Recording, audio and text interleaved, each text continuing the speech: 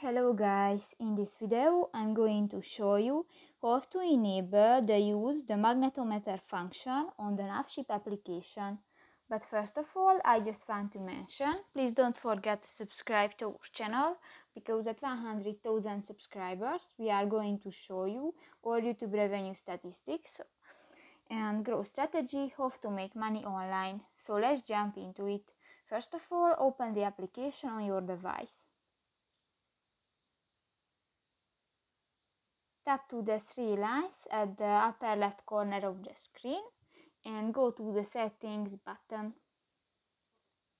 Scroll down and in the map settings section you can find the use magnetometer for direction instead of actually direction option, and if you want to enable, just click to the next white circle, and if you become the circle is become blue, this function is enabled.